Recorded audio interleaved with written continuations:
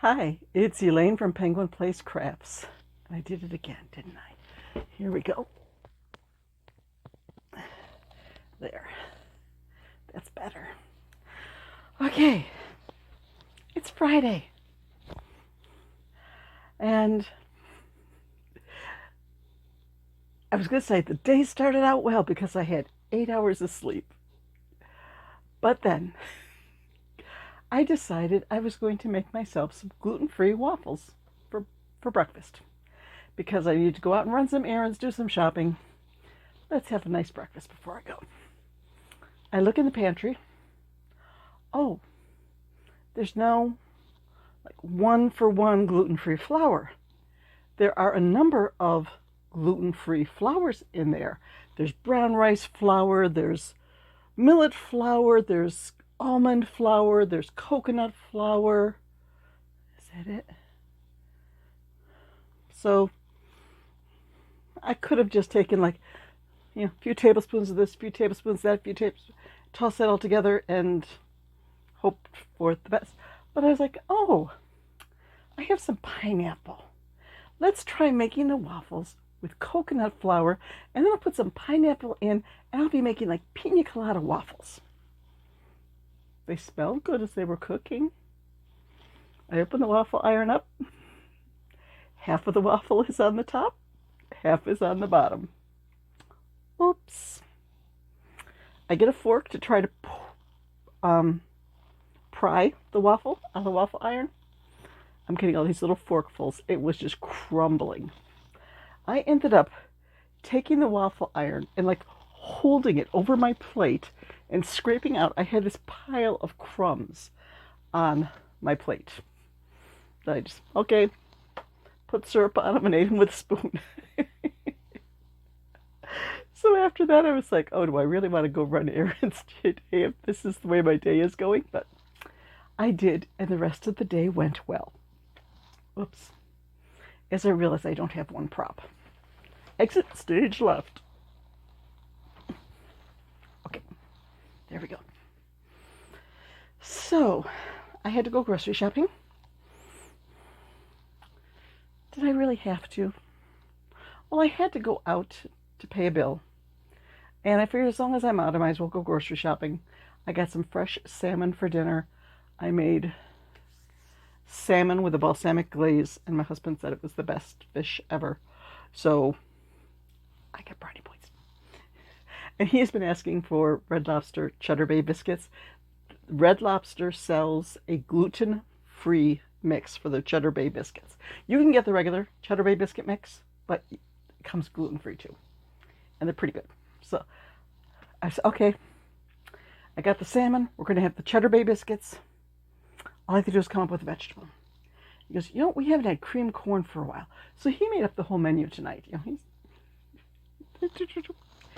Easy dinner.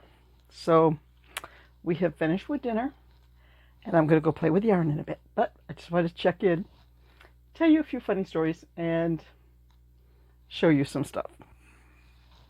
So last night, I was working on scrap bag 18. That last scrap bag. When we last checked in with our scrap bag, it was at 6.5 ounces. Oh dear, I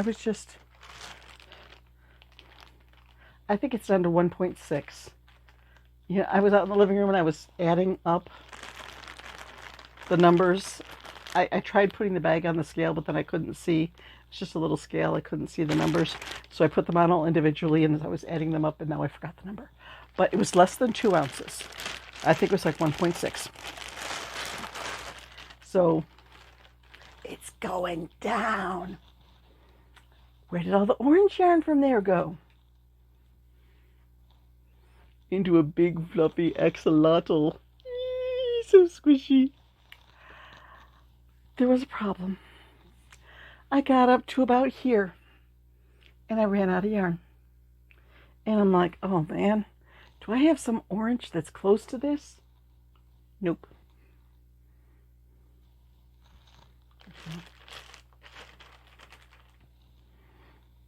You know how this little bunny had a little orange basket?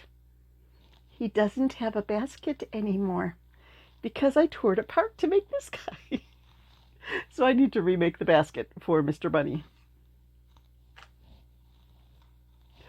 Oh boy, yarn chicken.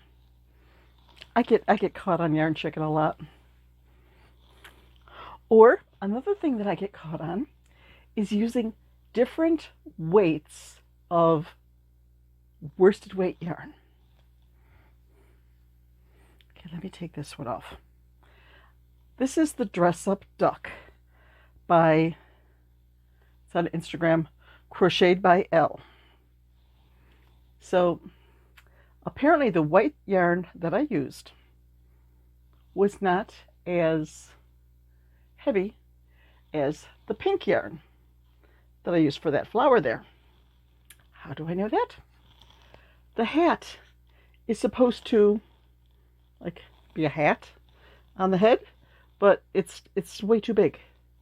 So I put ties on, and it's sort of awkward because she's already got the bag with a tie like around one side.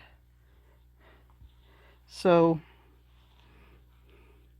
it looks cute with it tied so it doesn't come off. So I'm making another one. The next one will be sort of a sunflower look. The flower down here will have a brown center and golden petals, and the hat will be brown for the most part with gold around the edges. So that's all I made today. I need to get going on tagging stuff and making signs and getting everything ready for next Saturday's craft show. Yep, gonna do that. Going down to my daughter's house. I've probably told you these stories before. Her middle daughter, 5-year-old Sophie, went to the pediatrician for a regular checkup, and the pediatrician's making small talk with the kid and says, "Sophie, what's your favorite food?"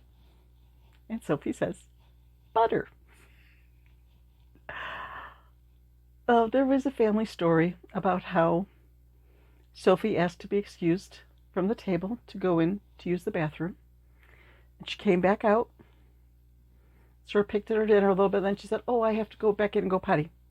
They're like, "You that's what you said you were doing before." "Oh, I didn't go to the bathroom." "Well, what did you do when you were in the house all that time?" "I ate butter." So I got Sophie a t-shirt for Christmas that says, "Just a girl who loves butter." And I am taking a gift down to Sophie when we go down next week. There is an official buffalo butter lamb. Let me grab some readers. Okay, first we will say, who does it better?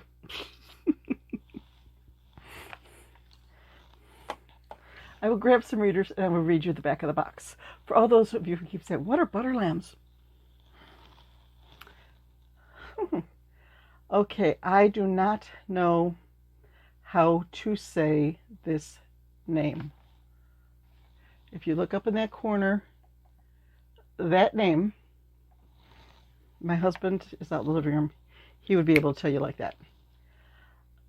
The Malsuski butter lamb, or, and then there's more Polish words that I am not going to attempt in Polish, is butter shaped into a lamb that has become a traditional Easter symbol. Started in Buffalo decades ago by Dorothy Malsuski in the Broadway market. The Malsuski butter lamb symbolizes the sacrifice of the Lamb of God in the Eucharist. The lamb is decorated with a red ribbon signifying the blood of Christ, peppercorn eyes signifying the light of the world, and a red flag signifying Alleluia, peace on earth. So there are the butter lambs that you can get all over the Buffalo area. It's still, I think, like a month away from Easter, and they're in the stores. This was $2.99 for a 2-ounce butter lamb. So, $24 a pound for butter. The things we do for our grandchildren. Well, let's see, I told you funny stories and I showed you what I made, and I'm going to try to figure out more projects using white. I'm just going to make a few more of these. I told you the next one is going to be sunflower. I've also got red yarn out there by my chair. I think I will make one with a red hat and a little red purse. And I'm going to be much more careful to make sure that the hats fit next time. Yes, it's always good when the hat fits. I suppose I could have torn out a couple of rows, and I was like, I don't feel like it. I don't feel like it. I'm just going to put some strings on it and make it a bonnet. Yeah. Sometimes you frog. Sometimes you find a creative solution. And it's almost time for Wheel of Fortune. So I'm going to go sit in my chair, do a row or two on Trudy's blanket as we watch Wheel of Fortune and Jeopardy. And I'm going to play with yarn some more. And I'm going to put Sophie's butter lamb back in the fridge. You think I should send a message to my daughter saying, when we come down next Friday, I'm bringing something for Sophie, and she should be wearing her Just a Girl Who Loves Butter shirt for when I give her this present? I think that'd be cute, and it would be an excellent photo op. But then she might figure it out. She might figure out the surprise if I say that. I don't know. I've got a week to decide. Time to play with yarn.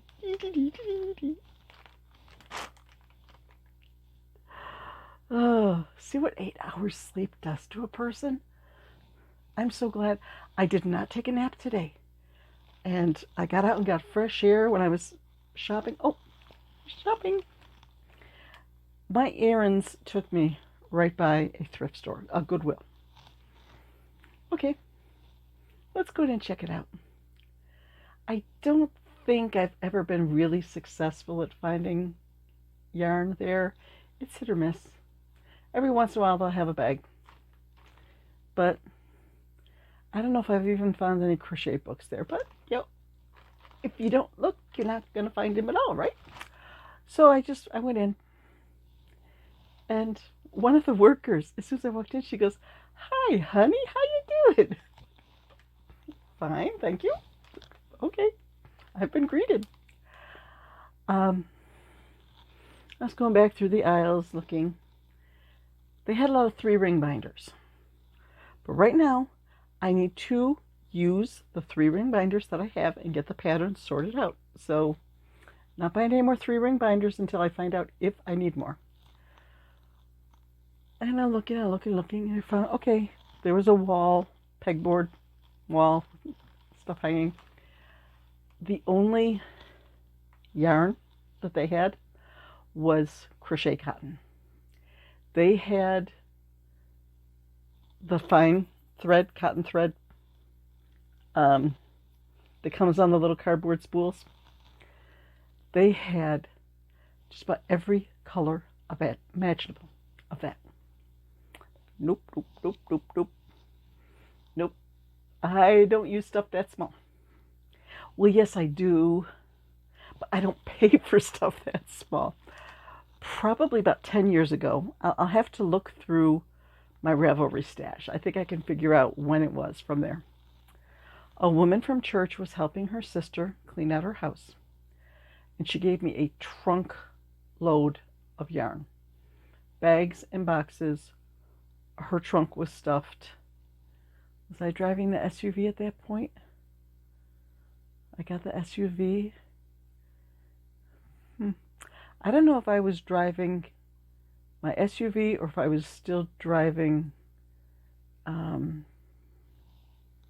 what did I have before that? A 4-door.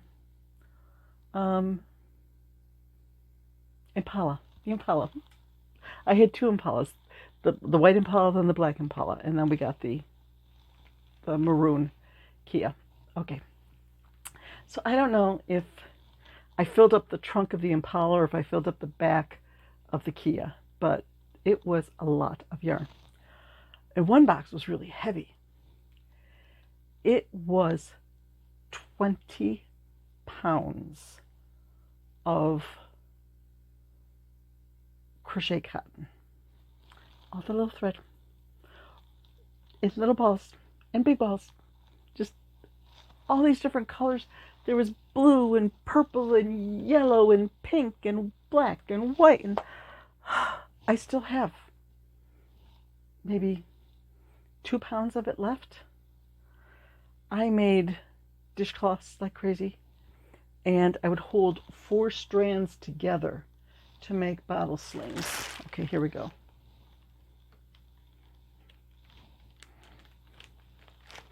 This is the bottle sling that I made myself. And that is actually 4 strands of the crochet cotton. This was a purple variegated. And since I like purple, I made myself one. And for mine, that's where you put your bottle. I made a little double crochet pouch over to the side that my phone and my keys would fit into. And I don't use it very much, but it's here within reach. I know where it is sometimes. Okay. So that was my wash of going to a thrift store today. I didn't find anything worth buying. I did look at like dresses. Nah. Didn't see anything I liked. So I just left there, went and did my grocery shopping. I almost stuck to my list. I think I added a few, maybe 2 or 3 things to my list. But I had a successful shopping trip, came home, finished up this duck, started another duck. Okay, here's the pattern for the duck in a basket. I think that bunny, not duck in a basket, bunny in a basket from Little Crochet Farm. I'm going to make a new basket for little Mr. Bunny to sit in. I think it's going to be pink. Okay. I'm done now. I'll say thank you for watching. And I'll go watch Wheel of Fortune. So, bye-bye.